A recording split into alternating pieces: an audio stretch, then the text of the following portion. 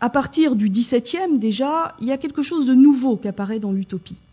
En 1602, avec sa Cité du Soleil, Campanella, pour la première fois, se dit qu'après tout, ça serait peut-être réalisable.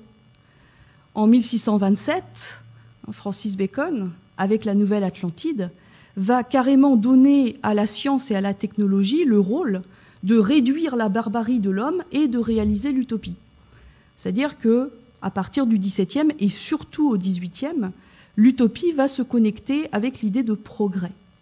Et c'est lorsque Rousseau invente en 1754 le concept de perfectibilité de l'homme que l'utopie se noue avec le progrès. Pour le dire autrement, l'utopie, ce n'est plus simplement ce double spéculaire du réel qui permet de le critiquer, c'est une promesse de bonheur. Et du coup, vous voyez l'intérêt, toute personne sceptique, critique, vis-à-vis de cette idée de progrès, n'a qu'à subvertir l'utopie pour montrer que finalement le progrès est très discutable. L'exemple le plus symptomatique de ceci, c'est ce que fait Jonathan Swift dans Les Voyages de Gulliver. Lorsque Gulliver, dans ses périples, rencontre les autres peuples, il rencontre des peuples qui, en apparence, à première vue, ont réalisé l'utopie. Il loue d'ailleurs au départ la justice de leur conception du droit, la vertu de leurs magistrats, le côté judicieux de leurs choix politiques, etc. Et puis très très vite, il est obligé de se sauver de façon à garantir sa vie, parce qu'il est confronté à la même méchanceté que partout, amplifiée par la certitude de vivre dans un monde parfait.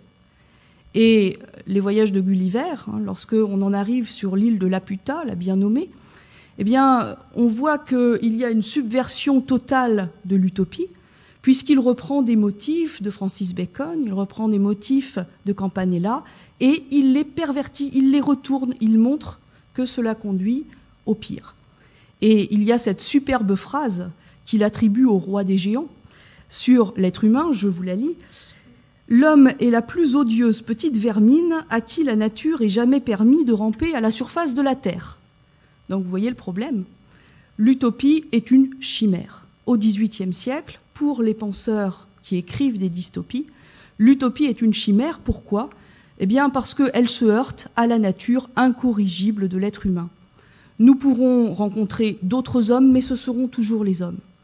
Il faudrait, pour mettre en place le lieu du bonheur, changer d'espèce. Et d'ailleurs, dans les voyages de Gulliver, on rencontre les chevaux philosophes, les Wynn, qui, eux, réussissent à mettre en place un bonheur, certes un petit peu totalitaire, mais réussissent quand même à mettre en place le bonheur. Donc, vous voyez qu'ici, on pourrait essayer de conceptualiser les choses de la manière suivante. Au XVIIIe siècle, du moins, l'utopiste est un progressiste, c'est-à-dire quelqu'un qui croit possible de transformer la réalité humaine par le travail de l'homme. Le dystopien, puisque c'est comme ça qu'on dit, le dystopien est un régressiste, un conservateur, un misanthrope, c'est-à-dire quelqu'un qui doute sincèrement de la possibilité de réaliser l'utopie. L'utopie est une chimère. On a quelques spécialistes de la dystopie qui ont proposé comme ça des typologies de l'utopie et de la dystopie. Chad Walsh, par exemple, dit que le dystopien est un Bourbon. Il ne croit pas à la possibilité d'améliorer les hommes par la révolution ou par le travail. Tandis que l'utopiste est un Jacobin, c'est-à-dire qu'il pense possible d'améliorer l'homme.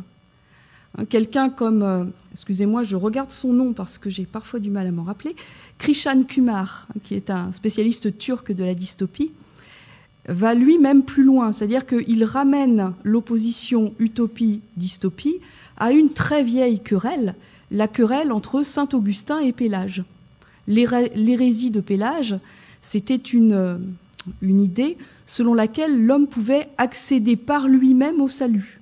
C'est-à-dire que par son travail, par ses efforts, il pouvait se sauver du péché originel.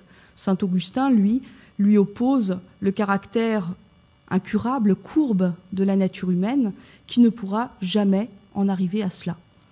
Vous voyez donc que dans un premier temps, au XVIIIe siècle, la dystopie ne renverse que le bonheur. C'est-à-dire que c'est le lieu du malheur, parce que l'homme ne peut pas réaliser l'utopie. L'utopie est une chimère. Mais ça ne marche plus aujourd'hui.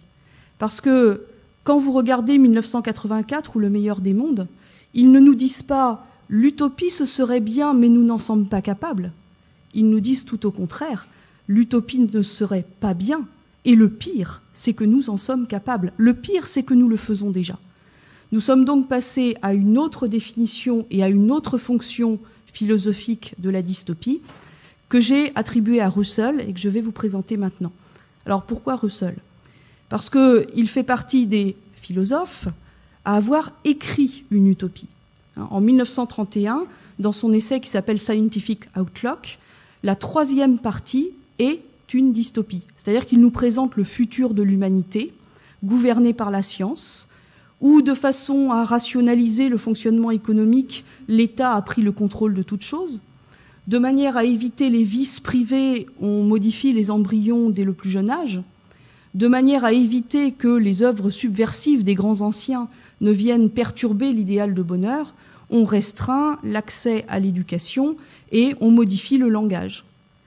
De façon à éviter que les gens s'ennuient trop dans ce monde parfait, eh bien on leur donne des petites pilules euphorisantes de manière à ce que tout marche bien. Alors vous voyez là que cette nouvelle forme de dystopie, elle n'a rien à voir avec la dystopie leibnizienne. D'une part, il ne s'agit pas d'une réaction régressive ou conservatrice, misanthrope, qui consisterait à dire que l'utopie n'est pas une bonne chose parce que l'homme est mauvais. D'autre part, il ne s'agit pas de dire que les lieux qui n'existent pas sont pires que le nôtre. Il s'agit de dire que notre monde est en train de se diriger vers le pire.